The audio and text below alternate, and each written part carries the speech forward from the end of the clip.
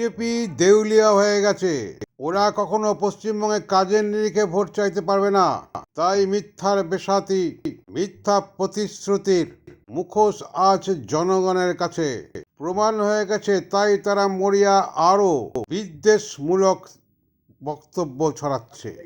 হিন্দু মুসলমানের মধ্যে ভাগাভাগি করার চেষ্টা। দ্ব্যর্থহীনভাবে সরাসরি সাক্ষাৎকারে বললেন ইএনসি বাংলায় শ্রীরামপুর পৌরসভার পৌর প্রধান গিরিধারী সাহা। সাংসদ কল্যাণ বন্দ্যোপাধ্যায় একই কথা বলেন। সেই উত্তরে তিনি বলেন, অব্দি কল্যাণদা তো অনেক বড়, অনেক ভাবনা চিন্তা তার আছে, তাকে নিশ্চয়ই আমি করবো না তার কথার পরিপ্রেক্ষিতে।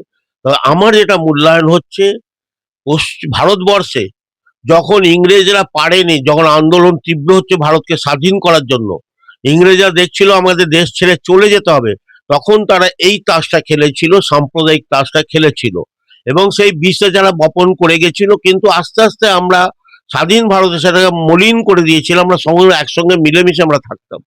কিন্তু আজকে বিজেপির নিজস্ব দেউলিয়া হয়ে গেছে, তাদের কোনো রাজনৈতিক বক্তব্য নেই, তারা কিছু মানুষকে কথা দিয়ে কথা রাখতে পারেনি, খালি মিথ্যে কথা প্রতিশ্রুতি দিয়ে গেছে। অতএব তাদের কাছে আর কোনো উপায় নেই, তারা এই ট্রামটা খেলছে, এই তাসটা খেলছে, সাম্প্রদায়িক তাসটা করে বিভেদ তৈরি করার চেষ্টা করছে।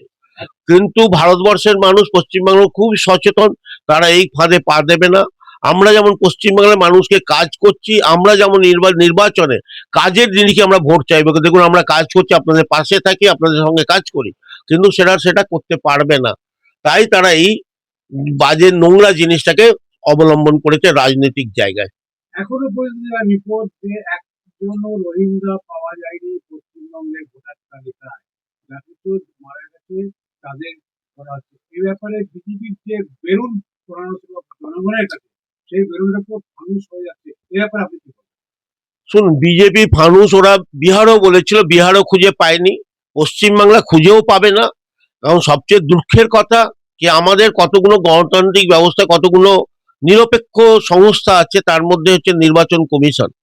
তিনি যদি নিরপেক্ষতা বজায় রাখেন বা নিরপেক্ষ যদি কাজ করেন এবং বিজেপির হয়ে কাজ না করেন, যেটা অভিযোগ আসছে বিভিন্ন জায়গা থেকে, অতএব না করা আমি বাঞ্ছনীয়। এটাই আমরা আশা করব তিনি তার নিরপেক্ষতাকে বজায় রেখে কাজ করবেন।